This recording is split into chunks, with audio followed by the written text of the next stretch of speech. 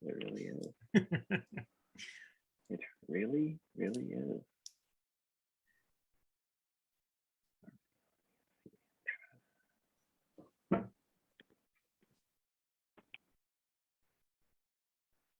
All right, good evening. Happy Wednesday, everybody, and welcome to our October Jobs Report readout with Dr. Reilly White of the University of New Mexico. In this monthly call, we discuss the Bureau of Labor Statistics Jobs Report and its implications on your job search and career prospects. Additionally, we also cover a topic of interest that is tangential to the economy.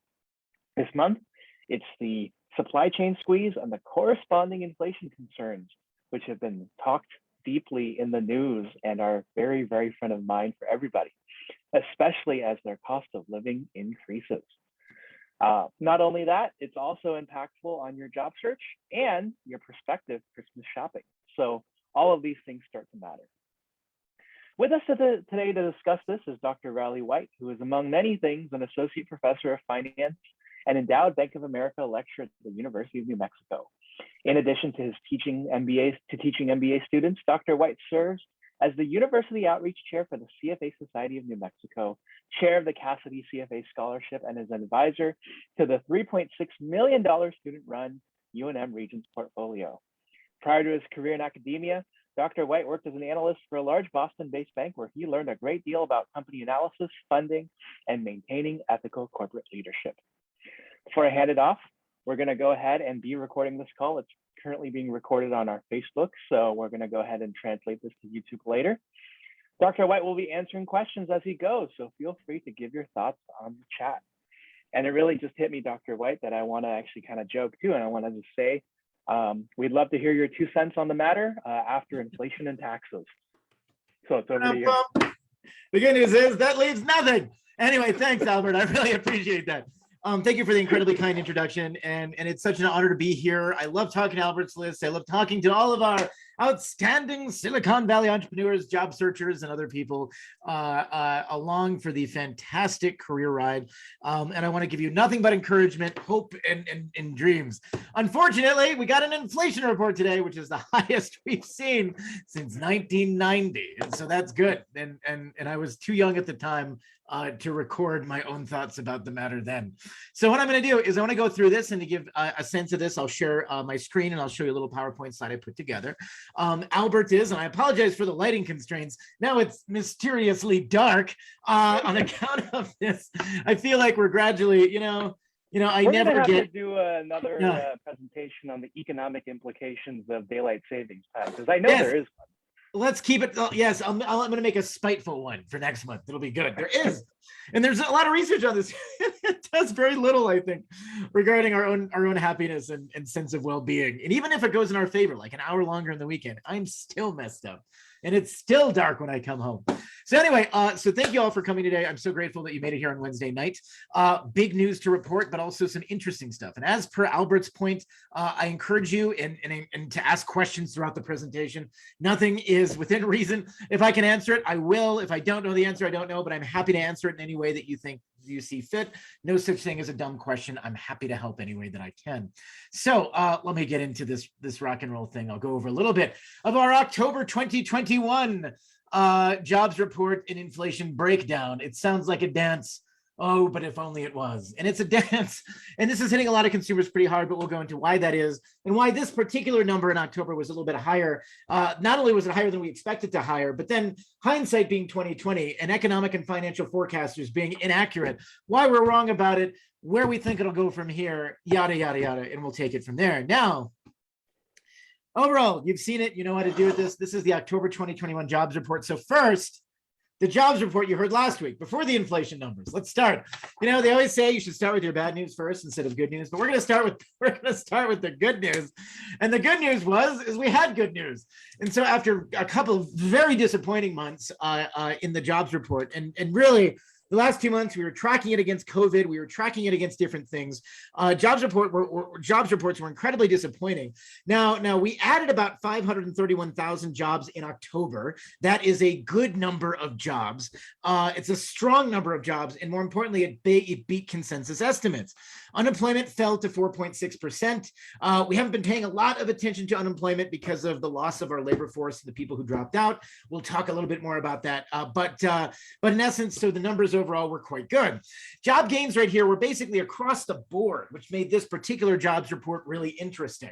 Rather than being highly concentrated necessarily in sort of that pandemic recovery area where, we knew leisure and hospitality were hit hard, restaurants hit hard, hotels hit hard. We saw most of our jobs coming back in those sectors. Now in October, it's an interesting transition month. You have, you have sort of that holiday retail area coming online, but you don't have the numbers in either category to make it exciting. So we look for strengths that are across the board here, and that's what we got. We had about 119,000 in restaurants, but also 100,000 in professional and business services, 60,000 in manufacturing, 54,000 in transportation, again, supply chain issues that we'll get into shortly, 44,000 in construction, and about 37,000 in healthcare. It was good. We actually fell off more on state, local education, municipal governments. Those have not recovered as well. And we had a few job losses in those areas. Of note, we have continued our rise in wages. We'll get into more about wages and their effect and what this means for long-term impact on inflation. Our average hourly earnings, rose about 11 cents in the last month. That's a very, very significant number, but it's steady to where it's been the last few months. This is, again, steady wage growth month after month we're seeing across the board in a couple of different areas. Ooh, chat questions. Ooh, Albert. But you're right. Oh, this is a good thing. So Albert cuts to the chase. You're reading to this saying, my goodness, look at those wages go up. Are those wages going faster than inflation? And if you annualize it, you do the math, the answer is no. The wage growth is not higher than inflation right now. And which means that because inflation is higher than wages, that even with these raises, it's still being eaten into, and consequently, your real purchasing power goes down slightly, but not as much as it would go down otherwise. And this is the other part. So again, I was looking for October for return to the workforce. We're looking for, I know, it's a false raise, Albert. It's more of a placebo raise is what we call them in economics. You think you got one. Did we get one? Did it feel like one? I don't know. There's no way for me to test it. There's not ways. It's psychologically beneficial. So labor force participation holds steady at about 61.6%. We wanted to see the return to participation. We were hoping that with schools reopening and sort of things getting back from the infrastructure side back to normal, that people would join or come back to the job market that left it. That has not been the case. And that leads to the question of how permanent is participation losses that we've seen in the long run. That is yet to be seen. My guess is we'll see. We're still in a very transitionary phase with regards to some economic issues. And I think I'd be really interested to see, of course, with vaccinations rolling out for kids, among other things, will this have an effect on participation? My guess is it would be small, but if it was existing at all, but it's something for us to watch. Of another positive element here, our long-term unemployment rate, this fell to 2.3 million people who have been unemployed for the long run. That's a 357,000 person decrease in a single month. That's a substantial decrease. We're still above. To get before the pandemic, we would have about 1 to 1.2 million people in the long-term unemployed category. This is still significant. Carolyn, you ask a question. What about those who dropped out of the labor force, and how many more millions dropped out in the last year and a half? Yes, that's a great question. So I have a slide for that, Carolyn. So anyway, this is good. So are you ready? This is courtesy of the Economic Policy Institute. About 16.8 million workers were hit by the COVID downturn. Of that amount, 7.4 million became officially unemployed. When you're officially unemployed, that means you're actively searching for work. If you are not searching for work, you're not counted as unemployed. Consequently, you are not in the unemployment numbers. 2.1 million in yellow were employed but experienced a cut in pay or in the hours. So we call that often part-time for economic reasons, or perhaps their pay was cut also for economic reasons. 2.9 million people were unemployed but misclassified as employed or not in the labor force. Whoops. 4.4 million, and this is your number, Carolyn. 4.4 million dropped out of the labor force, and of those numbers, we're still missing almost that amount, Carolyn, to the bottom line of this. Before the pandemic, our participation rate was about 2% higher, extrapolated over our 160 plus million workforce. That leads us into the 3 to 4 million category. So of those 4.4 million, how many are looking but not receiving any benefits? Well, that's a really interesting question. So if you're looking for unemployment, and unemployment, if we look at it from a survey perspective, one of the reasons we track whether or not people are, and one thing that we did a couple of sessions ago was look at the different ways we track unemployment surveys. And we look at, we survey this many people and employees and those kind of things. And so people would have to literally state an extrapolated number that they're not in the labor force and they're not currently looking for work. And so that number is probably about, give or take, within statistical significance levels, the amount of people who are both not receiving benefits and also not looking for work. Why do people drop out of the labor force? A lot of reasons. They get discouraged. They have childcare and elder care. That's an incredibly huge point. It falls disproportionately on women. There's other issues. We had a lot of early retirees. In factoring this as well, and this is the interesting part about this, the dynamism of the labor market is highly variable. We've actually found that of the labor force, you've read recently perhaps that, last 2 months ago, we had the highest number of job openings we've ever had. We've had the largest, but also a large number of workers looking for jobs, and also a historically high rate of people transitioning between jobs. And you might fall into this category, are the noble listeners of Albert's list. Even if you're not currently employed or looking for, or even if you are currently employed, you might be looking for work and see an opportunity to change jobs now. That's very common, but it's really focused on people in their mid and early career stages. We don't see that heavily among retirees, and we don't see that heavily among the very youngest of our workers. And so when we see people changing jobs, they're often professional white collar workers looking for opportunities that are above and beyond this. And again, we have a disconnect as well. So when people drop out of the labor market, they do so for a number of reasons. So if you think back to March 2020, when we had the pandemic and millions of people were laid off, that led to a bunch of situations. We had people being laid off across many sectors, but particularly in leisure and hospitality. Those people moved on to do other things, most of them moved on to do other things. They weren't waiting by the phone for their previous employer to call and say, hey, it's a roll of duct tape. Hello. Why is this not working? It's a roll of duct tape. But, can you hire me back yet? They went on to find jobs that actually paid them money to do things. So consequently, if you're in leisure and hospitality and you're looking to hire workers, you're in a role where this sector has been decimated and you're still suffering from labor shortages of things. There's also the question of what we have the ability to provide workers for, and then what actually exists, and sort of what our actual need is. And our needs and our wants are two very separate things in this labor market. And this is a really, really interesting dynamic, particularly as we go into this, especially how it issues. And Carolyn, to your point, childcare and elder care are huge issues, handled much better in other countries. Yes, we are unfortunately one of the only countries on the planet with no permanent parental leave mechanism in place. And as a parent myself, Carolyn, I will argue that every day of the week. And so Joe asks, he says, you might have covered this already, but I would be curious to hear about the mismatch between jobs available versus skilled workers to fill them. And this is really interesting. So this jobs mismatch, and I just had, that's a good one. I don't have a graphic prepared for that, but I can talk a little bit about that. And so to this question, let me grab this quickly here. I was just talking about about this differential to one of my classes the other day, and we had a bunch of data that we were talking about to look at it. And I don't think I can access it from this computer, but I'm gonna see if I can try. Anyway, let's see. So anyway, so the problem is different sectors are different levels of have different levels of competition within them. It's almost ironic that the professional and business sector and white collar sector, which many people in Albert's list might belong to, this stayed competitive through this market. Jobs that were able to maintain or adjust to work at home conditions stayed competitive. Where we're lacking jobs is particularly on the lower end of the scale. And I'm actually going to do an example of this too.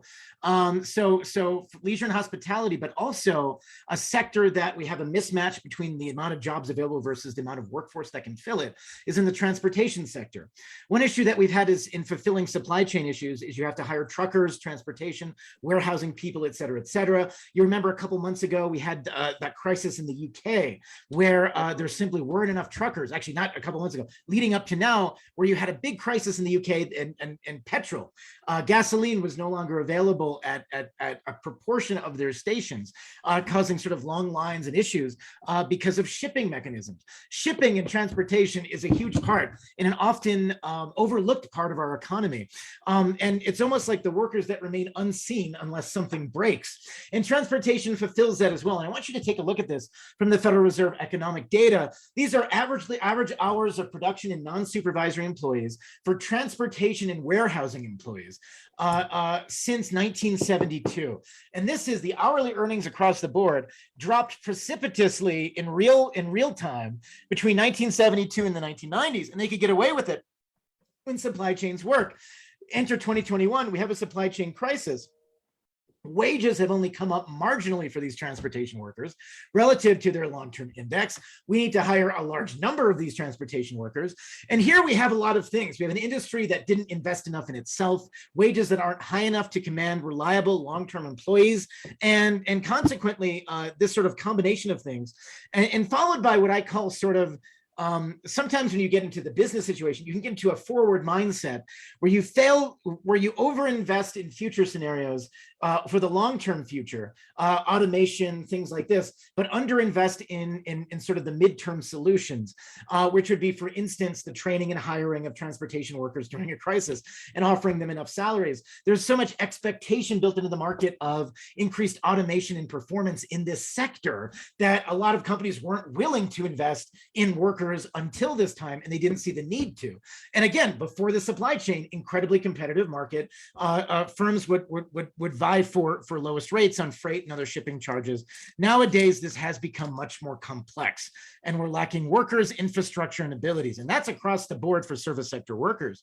And there's a lot of evidence to suggest, and there's a tendency here, and I want to touch upon this, and I know I've touched upon it in previous sessions. And just speaking from an economics point of view, we often feel very passionate from the heart about what our beliefs are in economics. And the thing that I've heard most often from business owners is they always feel or get the impression that workers are earning exorbitant unemployment benefits or something else is keeping them from entering the workforce. That's actually doesn't seem to be statistically true from the data that we've done. I point you to the University of Chicago study, a more recent study that came out a couple months ago that looked at states that got rid of higher unemployment insurance before other states, and it didn't have a big impact on alleviating labor market concerns. Ultimately, people in general too are seeking employment and are seeking jobs and fair wages when they are applicable. And I think that's very important to note. So Joe and Carolyn, excellent questions. Very good questions. Oh man, so good. So basically, there we go. Colin from Facebook says, so basically hyper efficiency and cost cutting screwed over the logistics sector. That's pretty good. And that works pretty well until you run into a crisis most of the time. And the downside is we ran into a crisis. We ran into a crisis that nobody understood fully what the ramifications of how to deal with that crisis was.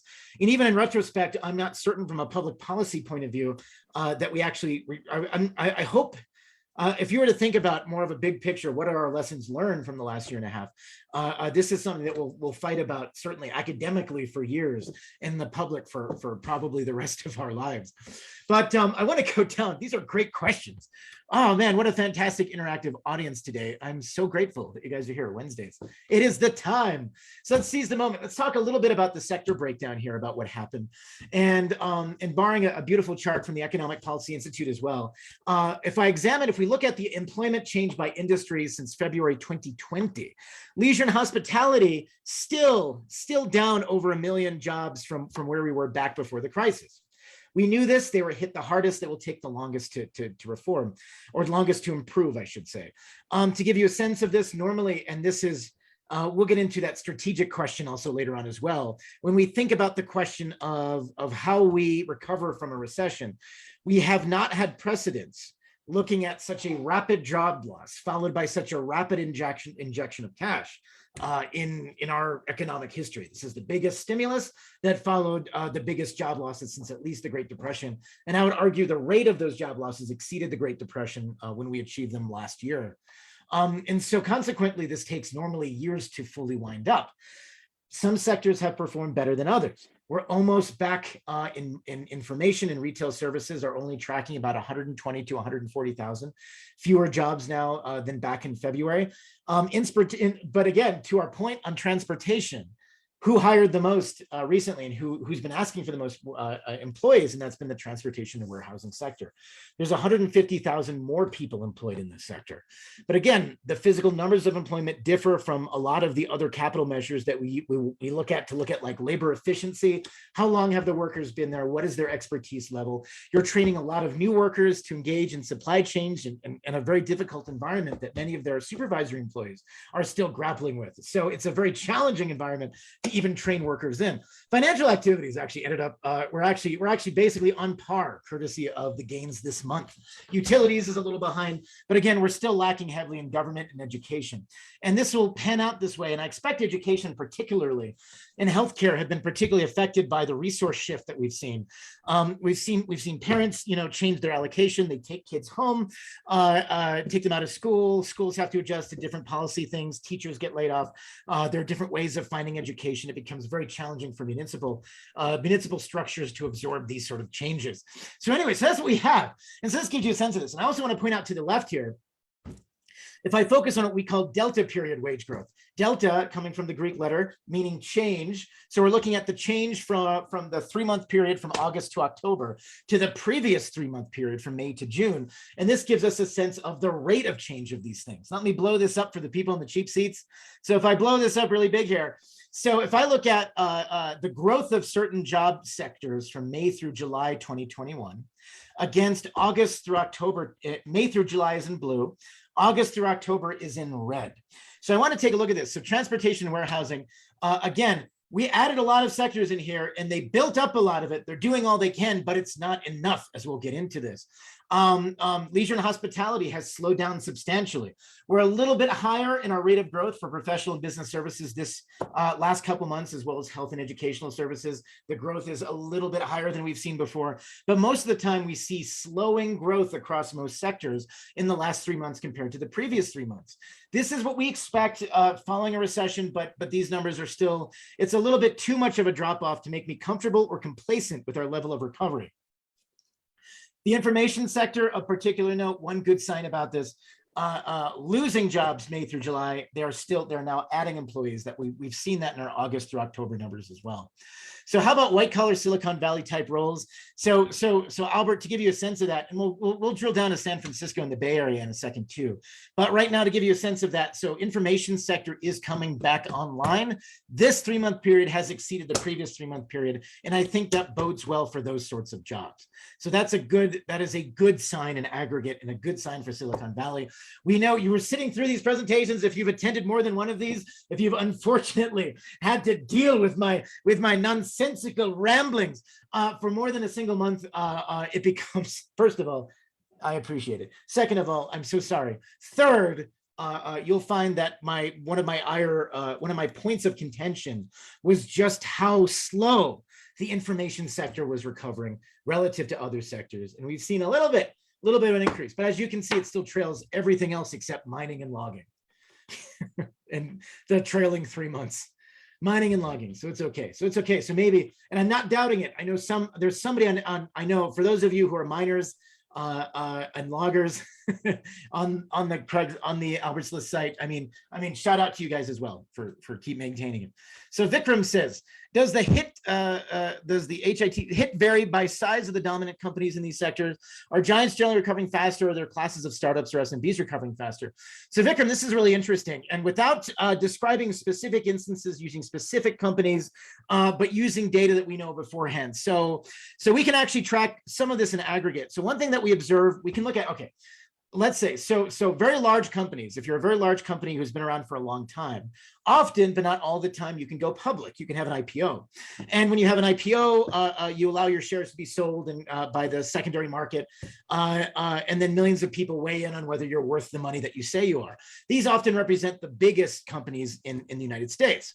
That said, if we look at hiring and firing trends among large companies versus smaller companies, in the event of a recession, large companies are able to, in fact, fire quicker than a bunch of smaller firms, but they hire them back in good times faster.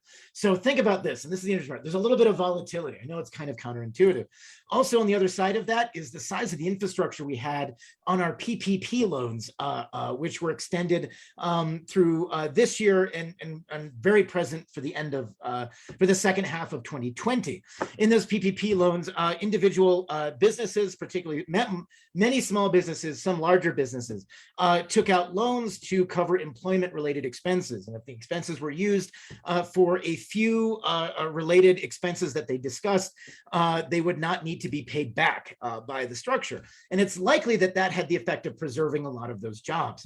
But it also means that you maybe preserve the jobs you had. We're not quite at the level of recovery yet, and so you might not actually be yet at the point of hiring new people. And so to get the sense of this, in a normal market, ceteris paribus, larger firms are able to fire quicker, but hire quicker in recoveries. Smaller firms often take a little more time to get going. It's a really great question, a really great question. And it depends on a number of variables. And I would argue this actually. I'll fight for that question. So next up, so we talked about how transportation was already. I like that you anticipated this question and we talked about it. So let's take a look at this by race and ethnicity. If we look at the unemployment rate of workers age 16 and older, and so we've seen declines that have been steady. Again, to be in the unemployment rate, this is reflecting U3. We have a 6 category scale of unemployment, ranging from U1, the most strict, to U6, the most broad definition of unemployment. U6 includes discouraged workers. U3 is kind of our baseline. So in U3, we run since before the recession across different sectors. We're not quite back to where we were before the recession, but our numbers do look a lot better across the board. Unemployment rates for white and Asian Americans are around 4%. For Hispanic and Black Americans, they are higher. So it shows that there's still lagging abilities, and the ability of the economic recovery is still has disparities within it. And I think that the sense that this is an uneven recovery. For instance, I'll give you some piece of data. So the Marketing Consumer Survey just came up recently, and I know, good point. Brett points out, look at the slope of the white line here from April to September, how quickly these workers rehire. Again, typically affluent people were able to recover quickly in this environment. And that is period, and it's socioeconomic, but also it is based on these different characteristics. There's a lot to unpack with this. Also noted, another element to look at how different, and not only is it different based upon race and ethnicity, but also how the recovery has differed among income classes. We've recently surveyed a bunch of Americans on their ability to, on how much they would spend during the holiday season. And in average, the average American household is expected to spend about $1,600 over the household season. That's a lot of money. So the holiday season is a big expenditure, and it's also a good sense of where they think the economy is going. Upper middle class and upper class Americans are going to be spending 20 or 15% more this year than they were the previous year. And the previous year, 2020, they did not cut back in holiday spending. Holiday spending in aggregate increased about 8% over 2019, even though we were in the middle of a pandemic. And so this year, they're expected to grow 15%. On the bottom end, the bottom 20%, the bottom quintile, of Americans in terms of income are expected to cut back their expenses by 22% this year. And it's a profound statement to show how the economic recovery is affecting people very differently. And Albert points out, Albert's actually right, it's the ability to work remote. People in positions in white collar roles have a greater ability to work remote. You have access to internet and infrastructure to allow you to do so. Service sector work, face-to-face work, that is always ultimately more vulnerable to these particular crises. Wow, so this is what we've got. So again, so very good questions and very good input, very good observations. So COVID downturn, October 2021, 4 million workers, not there anymore, and they haven't come back. And that's where we are. And how do we get those workers back? And is it possible to go back on those workers? And we can do some, I can grab some Fred data on this. And it's still a question that we're trying to struggle with. I'm giving a presentation for the Council of State Governments on December 1st. And I'm going to address that topic there as well. And it's something that requires a lot of input. So looking at this, so we know, let's go down to San Francisco. Let's boil our way down to the Bay Area. San Francisco, Oakland, Hayward, the BLS data that we have here, this is normally our proxy for tracking it. The good news is, so here's the thing, when we look at local data is always delayed over national data. So while we have October numbers for the country, we do not have October numbers for the Bay Area. The statisticians take a little extra time to collect these. Yes, no, this is Albert. This is like, these are people who work for the government. So I'll be speaking to the interns of the governors, Albert. Thank you. That's what I'm about, which is fine. These are my people. That's my, so that's good. I'm like, it's good. It's good. So September 2021, let's look at how September numbers were. And remember, last month in September, we were talking about a disappointing jobs report. And we're going to pass on this inflation as well. That's pretty good, Robert. So September, we were talking about disappointing jobs report. Relative to the rest of the country last month, the Bay Area did pretty well. So to Carolyn's earlier point, labor force held steady. That's disappointing. We don't see workers coming back online. But of the workers that we had in the Bay Area, you added net 24,000 jobs between August and September of 2021. And of that number, that 24,000, those 24,000 jobs, that reduced unemployment by nearly that number. And your unemployment rate fell almost 1%. Preliminary numbers coming in around 4.7 in the Bay Area. That is very, very good. So to give you a sense of this as well, where were the numbers better? And if we look at this down the line, it doesn't look like a ton of differences. Yes, there's actually fewer people in trade. This is more alarming for international trade and other aspects. The information sector, after a couple of positive months of growth and some upward revisions, actually fell a little bit in employment. About 900 jobs were missing versus August. So that wasn't particularly good. But professional and business services, a factor that you might also be in. So think marketers, lawyers, everyone else in between. That's the spectrum of professional business services, marketing, law. You're looking at an increase of about 3,000 workers, which puts you again about 8% above back in September 2020 during during the recession, not during the recession, during the immediate recovery following the recession. Followed by leisure and hospitality, they added another 1,500, and it was stable across the board. Other services dropped. Government work came back about 7,000, so that was also promising for the Bay Area as well. I'm looking to see whether or not that will be affected by changes in expectations of enrollment and the ability and people potentially changing or shifting jobs out of those sectors. But we'll see what happens. So anyway, so overall for September, stronger environment, less so for information, much stronger for professional and business services. That means that companies and firms are spending more money, and that means that consequently the people who benefit from that spending in professional business services were picked up dramatically. So anyway, so that's the first half of the presentation. When we talk about, here's the jobs report. Anybody have any jobs report related questions they want to answer before I go in to inflation? Can you share whether we'll see any bump in additional jobs this year due to the holiday season like we've seen pre-pandemic, or is that just kind of something of the past now? That's a really good question, Albert. And so, okay. So tale of many firms and tale of many, and so let's break that question down. So during the unemployment, during the holiday season, we see increases in temporary employment often to help alleviate increased consumer expenditures in particular sectors like retail, among other things, right? And so when people start spending a lot of money, now we know that, that jobs have been hard to find anyway. And here's, in every survey I've surveyed, every survey I've looked at, from Deloitte to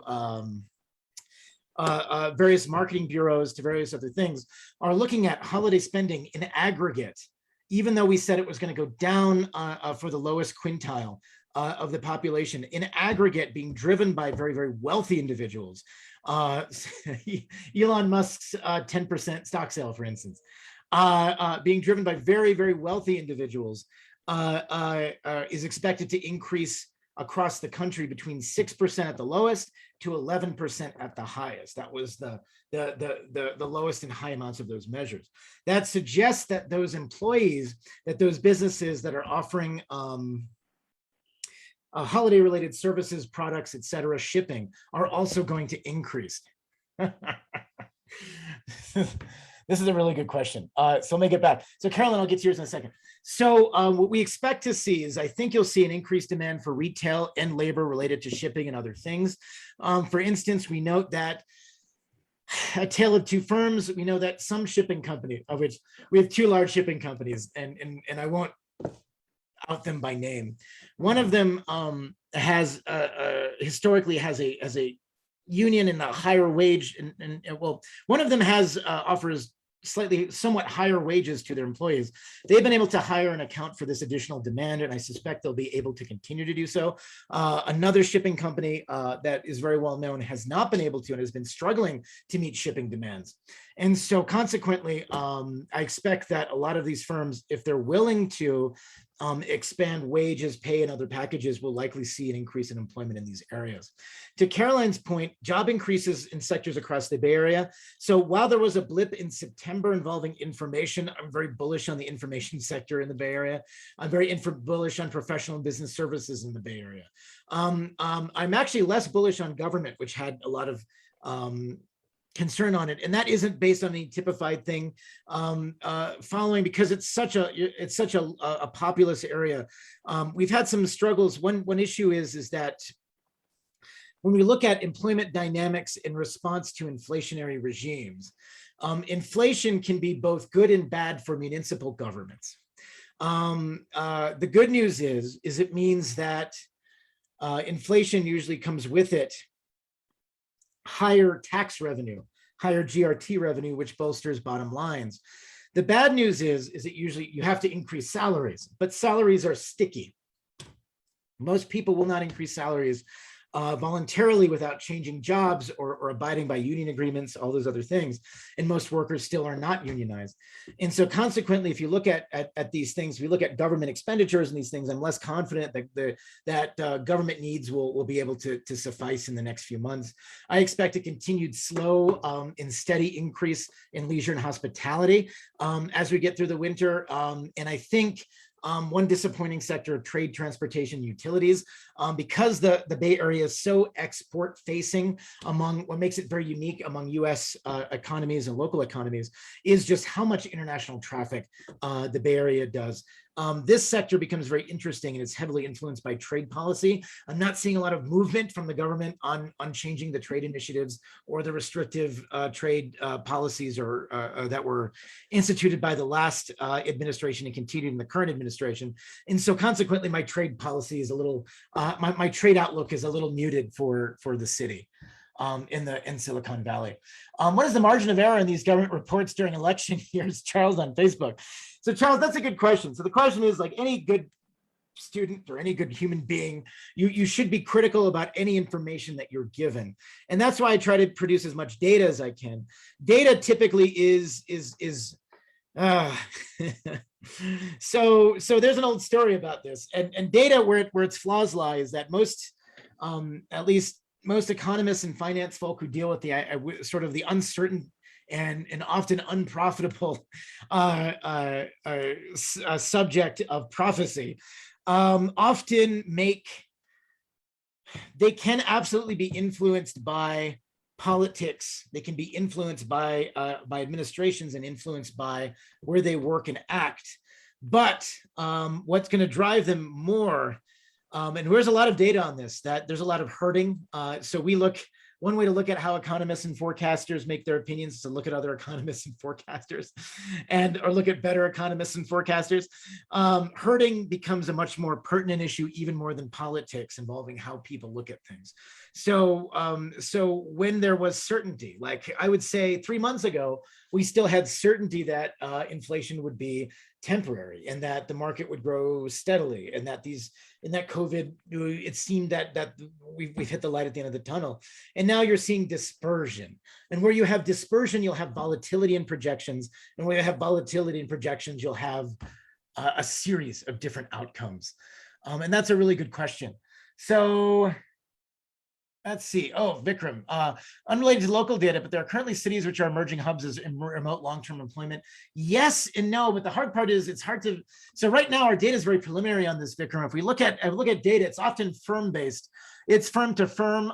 One thing we can say is right now the biggest evidence for this is not looking at a hub, but looking at anti-hubs. They surveyed. You may have seen the news. In the last couple of days, New York financial firms in New York City, most of them are planning at least some worker relocation to other more affordable areas in the next few years. I think you'll see that. I think you'll see highly priced areas look towards suburbs, look towards immediate vicinities to house and maintain workers rather than downtown areas.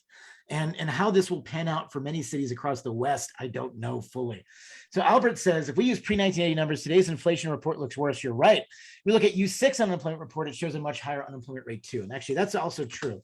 So let me look at this. I'll show you real quickly here. Maybe we can grab it just for whimsy here, and we can. So let me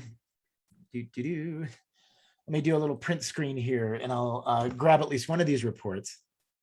We haven't even got to inflation yet, and you guys are outstandingly interactive today. I really appreciate it. This is really good.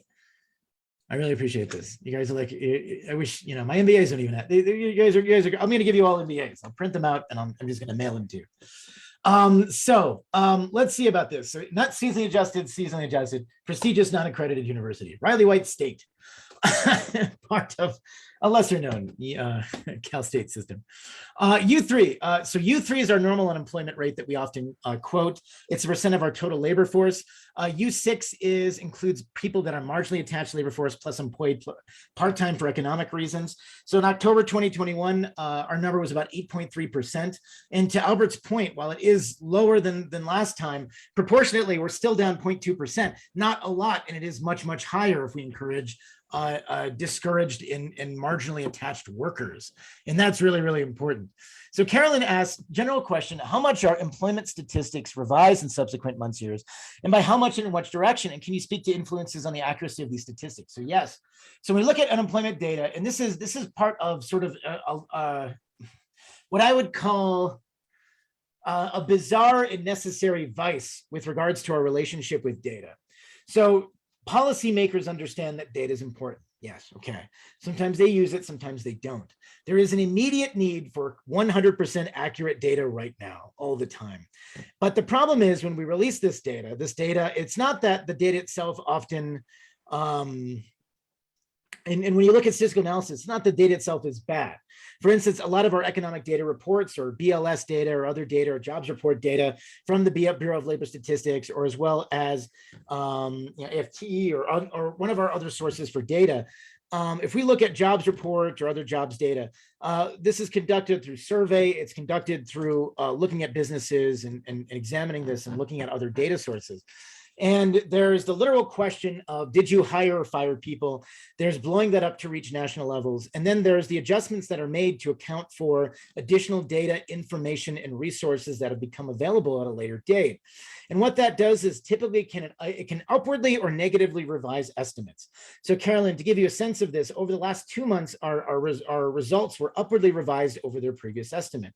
Not substantially. Like, it doesn't take the disappointment away from both of those jobs reports that we had in September and in August, but it does indicate that there is more data at hand that we do not consider or do not have the ability or infrastructure to consider in a very, very small amount of time. Maybe there'll be a time where we can express data instantly and through different ways, but we're light years from that position, and I would be very interested in that.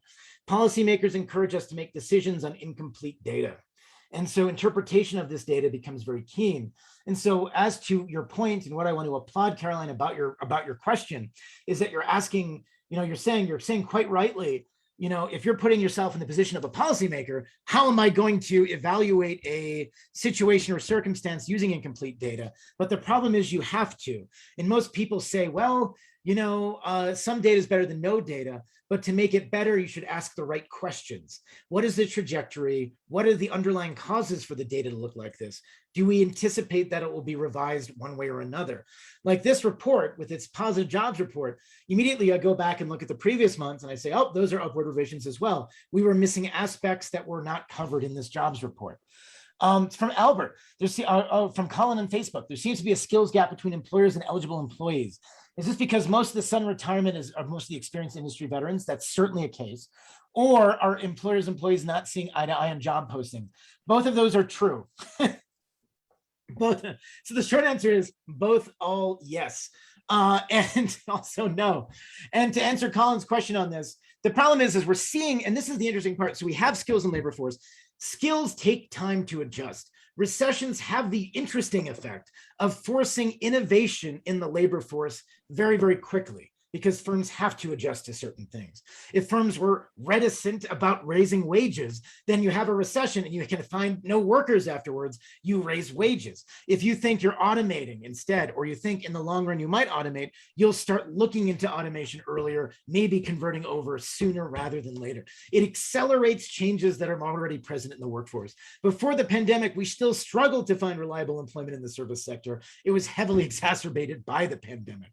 To give you a sense of this, so we saw losses of industry leaders that had a huge effect. But right now, and sort of the complaint is, I think what we've seen, retirements from data that I've seen most recently seem to be back to where we want them to be. But people are now, the power dynamic itself has kind of shifted. Yes. So to answer Albert, as you point out here, workers seem to have more power via the Great Resignation, and that's true. And the hard part is that adjustment itself takes time to figure out. And eventually you have to be left with these situations. Yes, Carolyn, absolutely right. And so our data is as complete as it can be, but it needs to be better. But yes, so to give you a sense of this, there is a huge disconnect between the labor force and the actual market. But let's get into why some of those things are and how it affects inflation.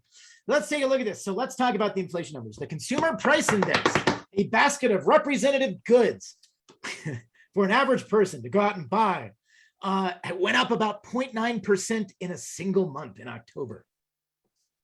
Annualizing that, that's double digits. But if we add it to the last 12 months, we have 6.2% growth over the last 12 months. The consensus was 0.6. The consensus itself was disappointing. The fact that we exceeded it by 50% pains me. So here's what we have. And I'm going to be the first to say, you were there in my earlier reports earlier this year. If you were there in my earlier reports, I was like, inflation is going to be temporary and supply chain issues will hopefully go away as we enter 2022. And that was the belief at this time. And I looked at the data and I was looking at this and that was my best guess. But CPI and there's a couple of reasons why CPI shot up very interestingly this month. So it was the largest surge in inflation, this aggregate 6% number, that we've seen since 1990. We have to blow off the dust of our inflation reports to figure out, how does this affect the economy? We're looking at this in ways that we haven't seen before. And apparently, traditional monetary policy does indeed work. If we flood the market with tons of money, it creates inflation, or can create inflation. So there's a few things I want to point out that made this month's numbers, which were going to come back high, particularly high. So the first thing is fuel and vehicle prices. Fuel prices have been trending up, and they're up a lot versus the previous year. Vehicle prices are also, after trending up, we talked about used car values being very, very exorbitant.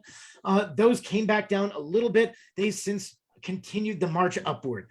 Shipping backlogs actually reached new highs as well. Albert says, we're at a job market inflection point, and what makes it more astounding is that we're figuring out as we build the plane. That is correct. What kind of aircraft is it? I'm working on a helicopter. What are you building, Albert? So the Fed was too optimistic in thinking that inflation was just transitory. Possibly true. Oh man, this is going to be fun. A chimera of aircraft machinery, which makes Joe Biden. I think that wasn't that a Boeing model, the 737 Chimera. Anyway, what was the Joe Biden, the Gerald Ford, Jimmy Carter in the 2020s? Oh, what makes Joe Biden the Gerald Ford? This is a really tricky point for Joe. This is a difficult situation for Joe Biden to be in. So we had a positive jobs report. Yeah, celebration, followed by a very disappointing inflation number. People respond heavily to inflation. In short, people do not like when stuff they want to buy is more expensive. Wages are stickier. They go up as well, but they go up slower than inflation typically. And so when people see their purchasing power parity erode, they lose economic confidence and they risk losing economic power. But let's see what they can do about it. So a 12-month percentage change. So again, if we look at this basket, energy is still driving a portion of this. We don't spend all of our money on energy in a given month, but it's a sizable expenditure for many, many individuals. Food and all items are still low, but again, these are way higher. All these numbers are higher than the 2% level we would see normally, or the 2% level that the Federal Reserve targeted before the pandemic. This is really interesting. So yes, we can get jobs report numbers during that time in the inflation area. And actually, I'll show you. Let's look at, I'm going to grab you some, I'll grab you an inflation one to put this in a context for us here. And let me go back.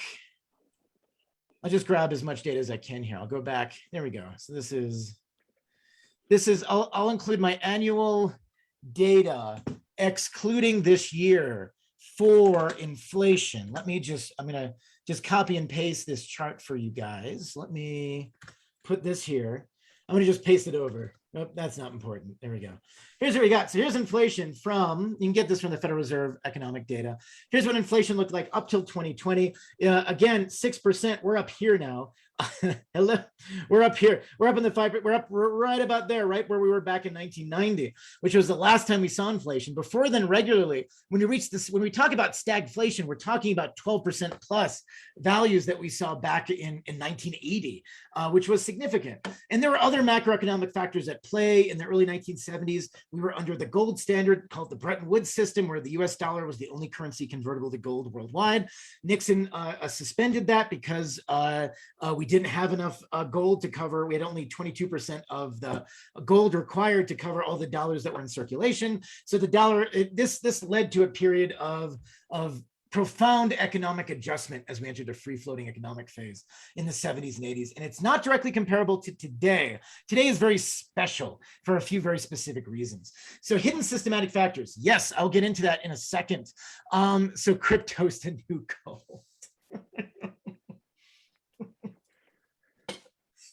Yes, Albert, are you getting a cut? Is this what this is about? Are you is Albert's list? Pay Albert in Bitcoin. Skip him. Get a little, here, take a Shiba coin. All right, so this is not, yeah, and that was how Albert got sued. One of the stories, I remember Albert. He was fun. That was a fun session. So, okay, so Carolyn, I want to get into your point. We're going to get down and drill down into supply chains about why this is. So more locally, if we look at inflation rates, if we look at the annual inflation, the annualized inflation over the trailing 12 months, 6.2% in October. Again, way higher than where we were before. And the highest level, I mean, we didn't see inflation start ticking up till March of this year. Now it is it's a real deal. It's here.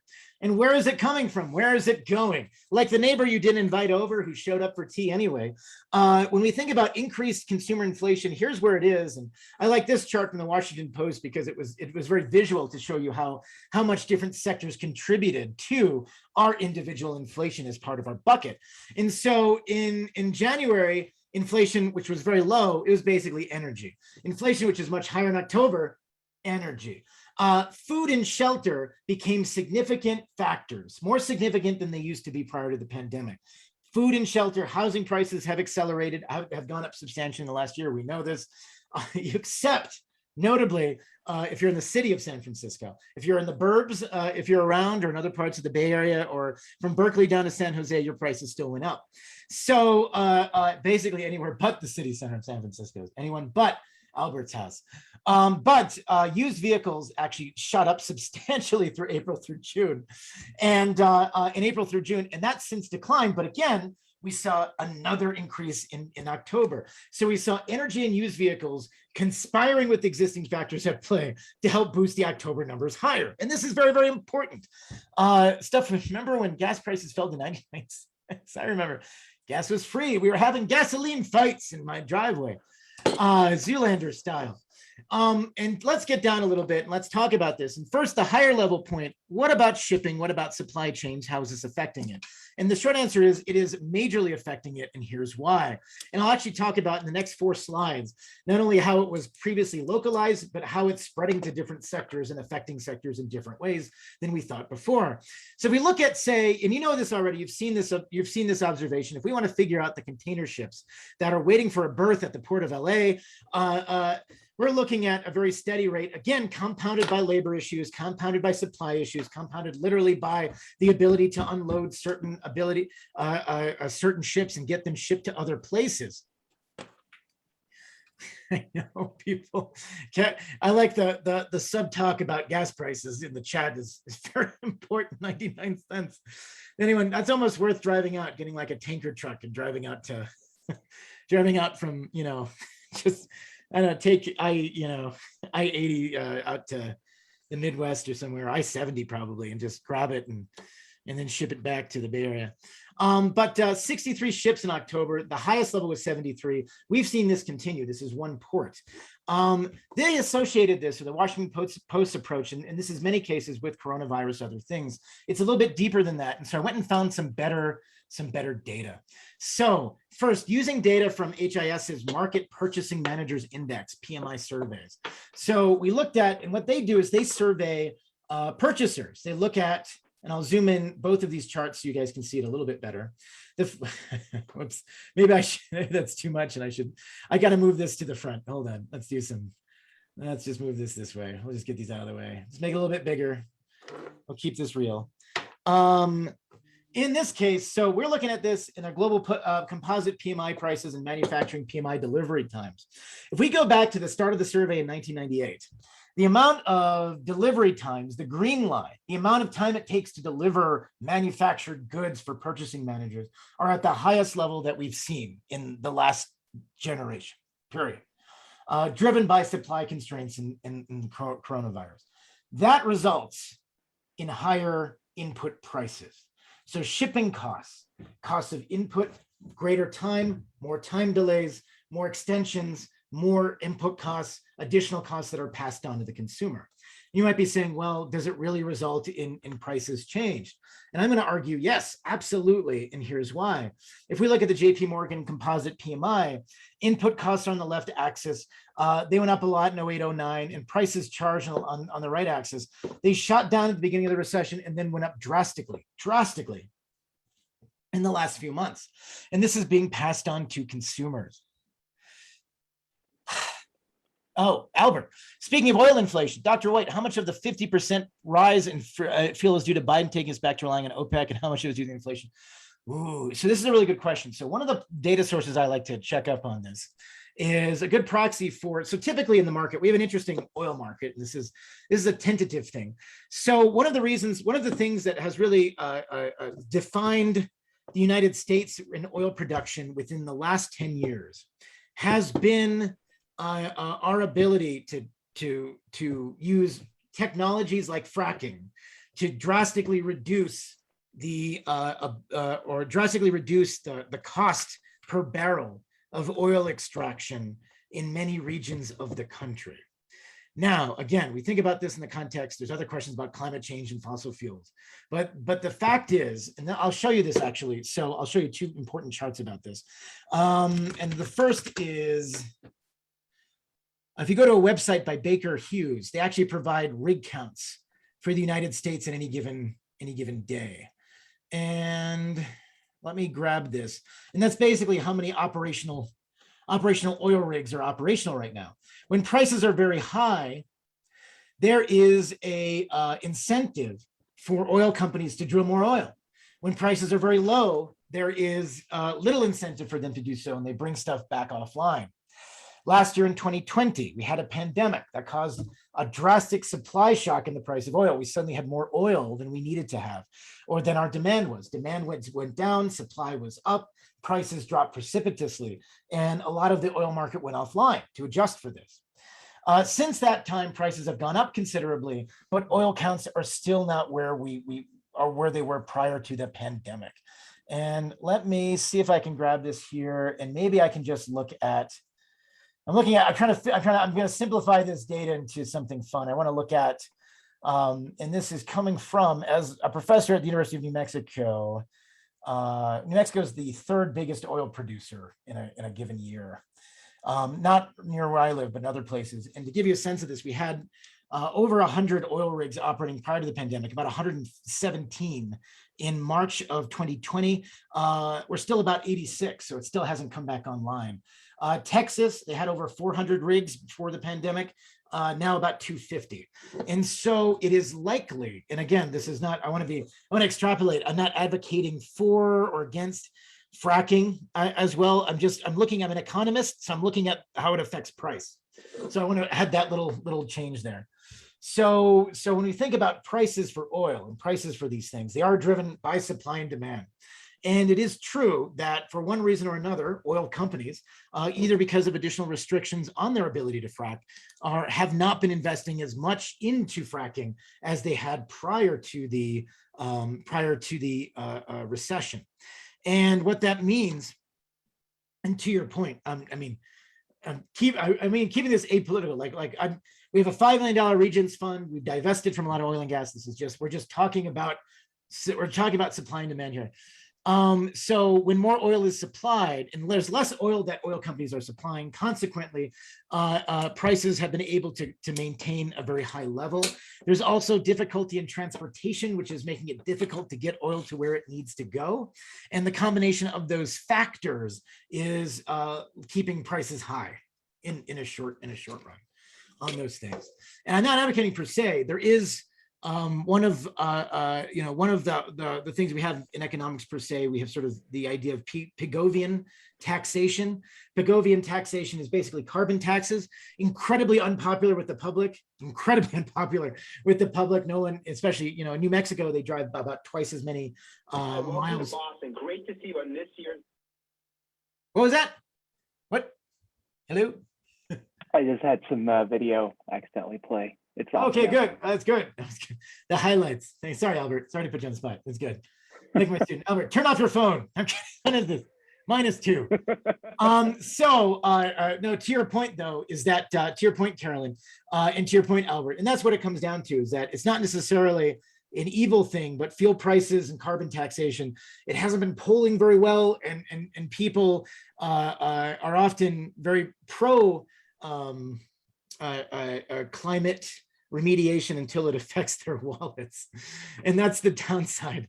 That's sort of the politics and pragmatism of the individual voter. And so when you think about how this affects Biden, it absolutely does. And because, when we think about the privilege of focusing on things like climate change versus the real day-to-day costs that affect people who are already kind of struggling in the service sector, they do want to get to work, and for most institutions, it's a very challenging question. And I don't want. I like to stay out of political arguments because I'm a finance guy. One of those things. We get to ride the race in between. But this is affecting the bottom line, and not only is oil and gas prices high, but, and here's the other thing: food prices have gone up, and the biggest single source of, particularly among poorer Americans, for the biggest single expense is in food. Meat prices have gone up substantially, about 19% year on year as of October. Poultry, fish, and eggs all have gone up substantially. Dairy, fruits and vegetables, cereals have gone up, but still less so. 6% is what it is. Gosh, $4.70. Gosh, that's terrible. Should I mail you some gas, Albert? I'll put some in a Ziploc bag. All right, it'll be good. So I'll send you some. We'll have the worst inconvenient arbitrage agreement. Anyway, so percent change in consumer prices. Meat prices are up substantially. Dairy, fruits and vegetables, cereals. And here's the other thing as well that I wanted to point out. Cars and trucks have gone up substantially. They were going down as supply chains adjusted a little bit to this. Rental car companies who sold their cars back last year and during the pandemic bought them back, and they stopped buying them back a little bit, which reduced the price, but they're still increasing due to these supply chain issues. And then I want to point out this. Product stockouts in US sectors during COVID-19. This chart is a little loud. So let's take a look at this in a little bit more detail here. So Carol, good. Yeah. Very discharge, So actually, to Carol's point, I didn't fully address the fracking question. Let me get back to this. Cost per break-even cost per basin. Carol, one of the most things that what ultimately dictates price differentials in oil markets is often where the oil is located. In the Permian Basin, which is located in Texas and New Mexico, break-even prices on fracking is about $40 to $45 a barrel. Oil is a little bit, almost double that price right now. And that's because in terms of the accessibility of the oil, some technological concerns about the ability to remove it, as well as other factors involving those regions. But it's a really interesting thing. So that's ultimately a driver for how it's produced. It was about in 2014, 2015, the break even on most fracking was above $75 a barrel. That fell to 40 to 45 in 2020, which is why we saw such a rapid increase of it across the states like Oklahoma, Texas, New Mexico, North Dakota, other places like that. So remember the movie late 70s called Formula? Oh, Marlon Brando, that's right. Price of gas, Million Arabs, and We Are the Oil Companies. That's great. That's a great movie for homework. That's excellent. That is an excellent reference. I love it. This is great. You guys are so culturally literate. Product stockouts in US sectors during COVID-19. At the beginning of the pandemic in March, this is the amount of stockouts, meaning the percent of a product that is unavailable for sale at this time. Food and beverages, interestingly enough. So food and beverage is broadly included. And this is the thing, you think toilet paper at the start of the pandemic. Remember the toilet paper crisis, as well as electronics, other things. What we saw was initially, the supply chain constraints were related to a few areas with a huge amount of demand that were exacerbated by import-export issues. So we had toilet paper, we had some consumer electronics. They were alleviated gradually through November, and all of us had this vision on through September and October. These values that look like supply chains in general were getting better.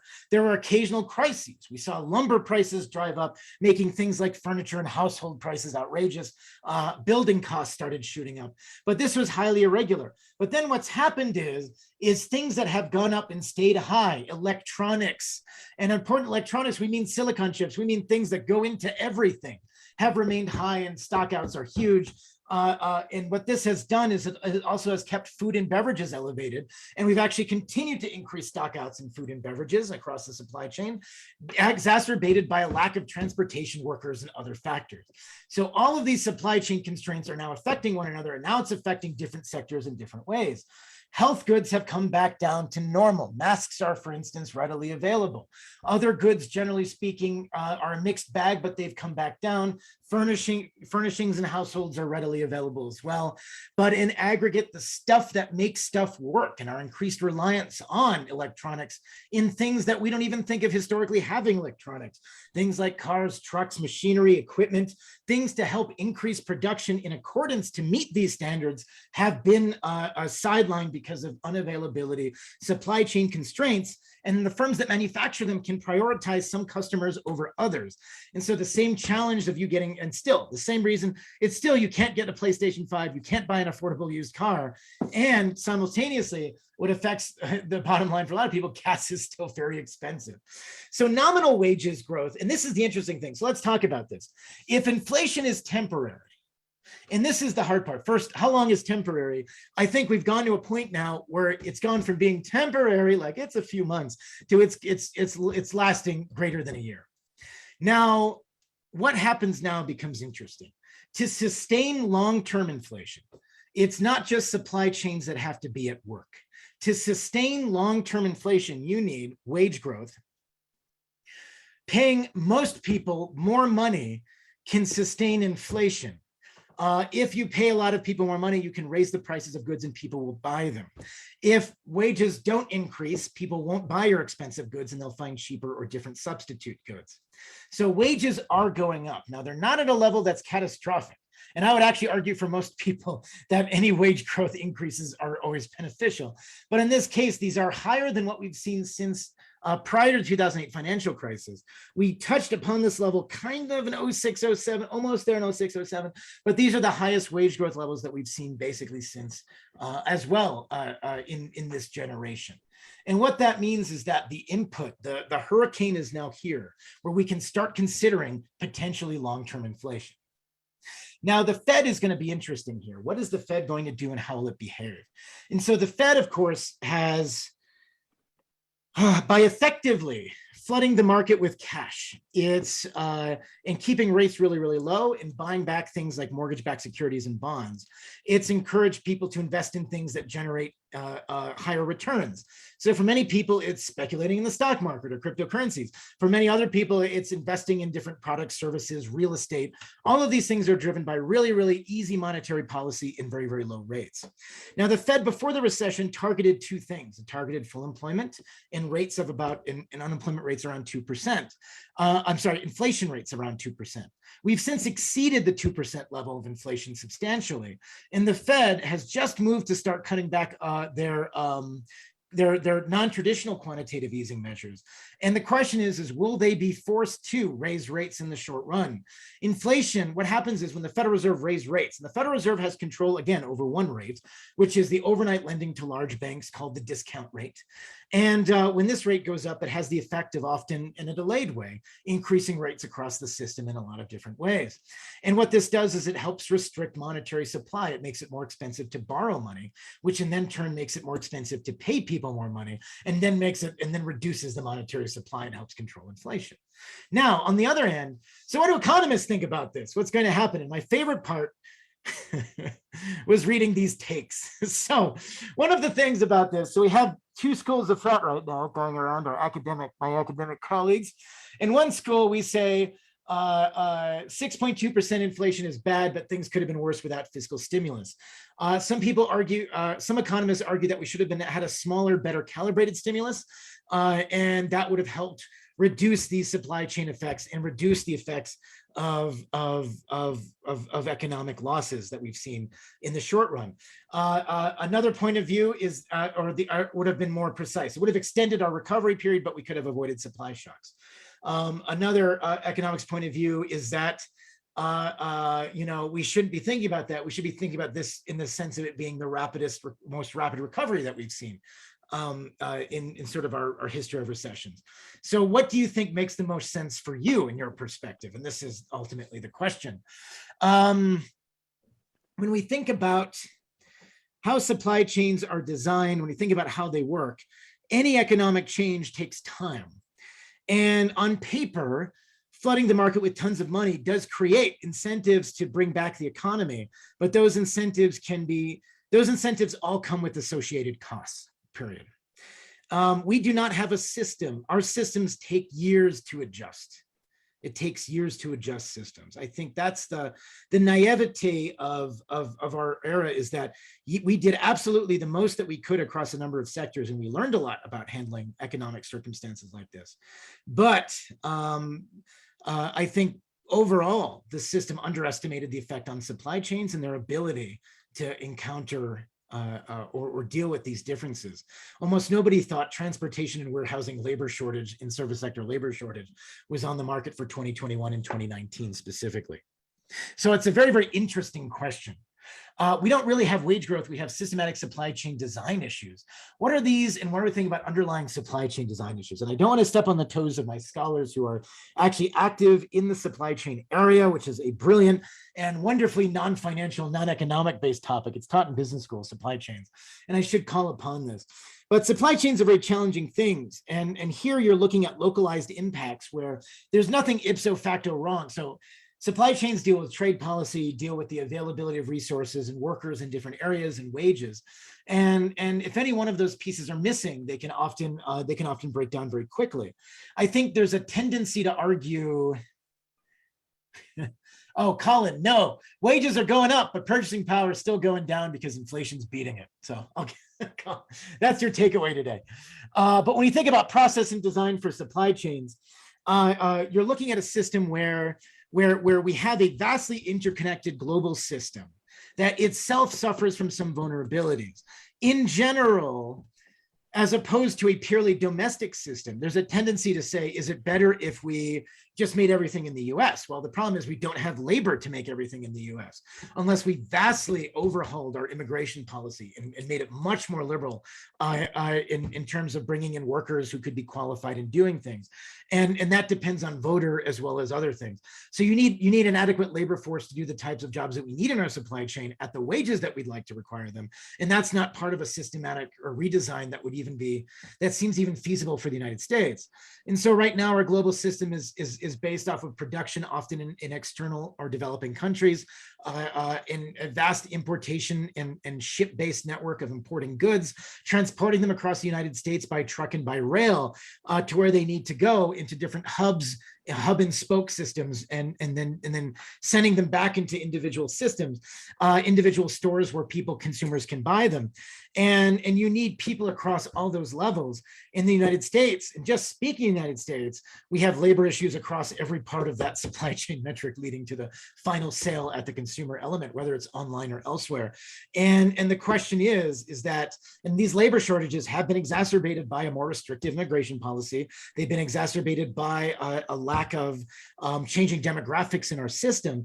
And it is something that we need to fully redesign, because if you examine sort of even a population pyramid of how the United States' population is expected to develop over the next 50 years, we're still way, we're going to become only older, grayer, and less eager to work service sector jobs that are fundamental to these things. And so we either have to quickly invent highly capable AI and robot technologies to do jobs that nobody wants, which again, we're not there, or we have to somehow provide workers for these types of employment. And I think the system will figure itself out, but I think it's going to take years. It's going to take years, absolutely years. Now, and I thought previously it was more like 6 to 12 months, and I was wrong. And I think I was like a lot of people wrong, but I'm happy to say so. And this is, let's go down. Let's bring it down. What's the bottom line for your bottom line? It took me hours to think of this. So supply chain issues are larger and more long lasting than previously thought. Bam, straight up. Those supply chain issues are exacerbated by labor issues. Supply chains work if you can produce goods, deliver those goods, and send them to stores where people can sell them to. Right now, we don't have the technology, equipment, or ability to replace workers that we need in those parts of that system. And I'm not saying replacing them is what we need to do. I'm saying that we need a solution to this, and it's wages, training, systematic usage. In the same sense, it took you years to get on the career path that you did. It takes years to re-educate a workforce system into the types of jobs that make people successful and the types of jobs that the workforce needs. The education sector needs to be more responsive to the needs of employers. The education sector needs to be quite thorough about their ability of doing things, and providing workers with training and other resources at low or no cost. And I don't know, we don't have an infrastructure for that yet. We have community colleges, other things, we have these things, but again, we don't have a system that can respond to those things immediately. We have a lot of very difficult systems, and the onus is on the employee to find out how and what they need to do to get that training. And I think that that's a very difficult system. Sustained inflation will need to be powered by extended long-term wage growth. That's starting, but we'll see if that's lasting. My fear is that the Fed might be boxed into a situation where they'll raise rates a lot over a short period of time. That will force us into what we call an inverted yield curve. The yield curve is the rate of government debt between our 1 month and our long-term, our 30-year bonds.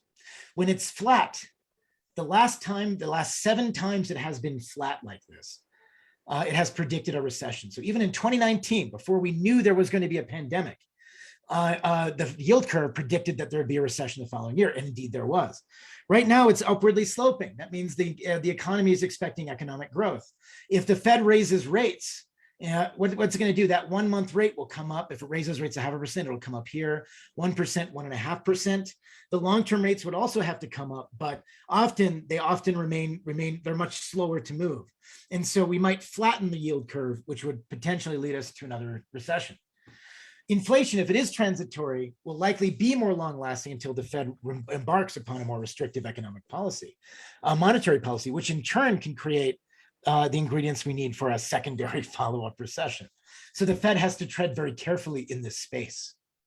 So Albert says, if Colin on Facebook, if purchasing power is unchanged despite wage increases, why is the go-to metric a question of purchasing power changes over time if wage metrics seems meaningless? So purchasing power and wage metrics are separate things. So I like that. So ultimately the rate of both of those things are individually important levels. Why don't we just focus on real inflation sort of if we look at this, or why do we look at, why is the wage metric meaningless, or why do those things meaningless? Because wages are in aggregate, we can track them. For individuals, they're often fixed. If you're in a position, you might not have had a raise this year or 2 years or in the last 4 years. Knowing that prices are going up 6% is meaningful for you. It means that this year you've lost 6% of your purchasing power if your wages have remained stable. It allows us to track individual and more precise components, Colin. That's a good question. So how would we know that inflation is or not transitory in the long term? And that's kind of what I'm talking about here. This is going to be tricky. Transitory inflation that moves around by nature, is always going to be a moving object. The hard part is that this scenario, it will be, our hope is that, so alleviation of supply chain issues and labor market retraining, which is not really on the table as much about this, would help counter this. I think what you're going to see is that what we need, a reduction in economic activity, often turns off the faucet of economic growth, AKA a more restrictive monetary policy regime.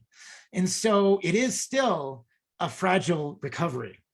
And Carolyn asks, seemingly, we are in the US have created a system that is fundamentally unsustainable.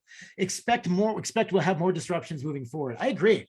I think our supply chains are very vulnerable, but I think we can improve upon this. I am still not certain of the lessons that the economy has learned about handling a pandemic and whether it would not be repeated. Hopefully we don't see an iteration of this in our lifetimes. I suspect that we will. And if it happens again, how will we respond economically? And Albert says, robust, strong, and great when things are good, but so fragile when brought to its knees. Oh man, just like my ego. One of those things. Oh, thanks, Albert. What a great audience today. This is great. Oh, Carol, a hidden issue is that businesses that were relying on growth to move on contracted this past year because they said there's no immediate growth, thinning of the herd. Carol, you're absolutely right about this. And I want to reiterate this point as well. So firms plan for the long run. And I want to reiterate this. One of our failures to anticipate these things, firms are acting on their best information at hand, most of it. Let's give them the benefit of the doubt. The information at their hand has been incorrect. We've said supply chain issues would be short run. Why would I invest in long-term supply chain solutions of my firm if I believe that that other firms would pick it up? It's almost, it becomes a sort of its own moral hazard problem. It's sort of analogous to, I feel like a lot of firms were looking at this, we're in a holding pattern and a wait and see pattern. And so what we saw is that they would see, well, we expect supply chains to be resolved. We'll deal with wages and hiring. This is all temporary. Now they have to reconstitute and think of the question, what if this exists for the long term and what solutions will we provide? And I think one good thing that can come out of the news of today is that firms now will realize that embracing an economy of sustained labor shortages and higher inflation means that they have to make long-term significant adjustments in ways that could potentially alleviate this crisis. So Albert says, what do you expect for us in the next 1 to 3 years? Our economist predicting inflation to persist. We've actually upgraded our projections on inflation generally as a field in the last 6 months pretty steadily. The 2022 midterms, this is a great question. We've got 1 year to go. And what we need to see is, I think the key will be how the supply chain issues get covered across the board. If CPI can be brought under control, and I think that, so here's the thing, a lot of these things can be. Some of this, it's a question of time. By 2024, yes. By 2022, no. And it's also the big wild card is what the Fed's going to do. And how much can you blame political leaders for inflation now, or for the economy that operates? I don't blame political leaders for the economy right now per se. I think there's a few bad things that they could have done better at. And this is speaking just generally, like I'm a pretty mainstream economic point of view. I'm not, I'm not on any particular side, but there could be more to say about, we have so many worker shortages. You can vastly, and this is politics aside, you should increase immigration in a meaningful way across the board to help alleviate some of these supply shortages. You should reduce tariffs and other things that are putting proper pressure on prices. That's doubly deferential. Tariffs sound like a good idea to protect US firms, but like paper after paper, they have negative external effects across other industries that rely on those products and services. And so, but the problem is none of those things are really on the board. People are looking at, do we pump in more cash or do we pump in less cash? And then what do we do? And I wish that the conversation was more instrumental into looking at the solutions which exist. I mean, we've been screaming them on mountains for a long time to help at least alleviate some of these. And I'm not seeing a huge push in those directions. I think the general political feeling is that, supply chains, we should build more things in the US and do other things like this. And I think that doesn't solve any of the prevailing labor and issues which are local to us, and structural and educational issues we have. So could this be avoided by not pumping as much money and the Fed not supporting the way they did at the expense of the stock market, the 401k? So I do believe that there were certain things went unheralded. So again, the PPP program, I think, was very effective at keeping a lot of jobs. And not every job, and sure, some firms probably took advantage of it, but it was generally very effective. This is this is tricky. You've created asset bubbles across the real estate, which have flowed heavily and led to unequal outcomes in recovery. And I think that with any type of push in that direction, you have to strongly push in the opposite direction. And right now, we saw the UI benefits, which benefited a lot of workers, and particularly in the reduction of childhood poverty, which is a real effect. We see that childhood poverty is associated with growing up in more difficult circumstances, lower educational outcomes, and higher rates of crime. Anything that we can do to reduce early childhood poverty is a very good thing for society as a whole. And when you look at this and you see UI programs that were designed to help, and what they did help was childhood poverty, be repealed, then you look at the question of, we still have rates at 0%, and 0% rates affect people who go out and buy assets, who typically are more wealthy, stock market, real estate, other investments. And it also does benefit the economy, but you need to do both things, and you need to structure both things in a reasonable way. And it's not either or, it's both, and structure them well, in my opinion. And that's hard. That's hard to prescribe. Oh my goodness. Is anyone else? I think I'm almost at 7:30. Yeah, we have a lot of questions today. This is something I think on the minds of a lot of people as we move forth here. And I think maybe we could even do an inflation check-in next month when we reconvene again. Yes. Ooh, good. Carolyn dropping Bregman, the Dutch historian's book, Utopia. Very interesting book too. So very cool. Yes. Albert, to your point, absolutely. I'm very happy to discuss as well.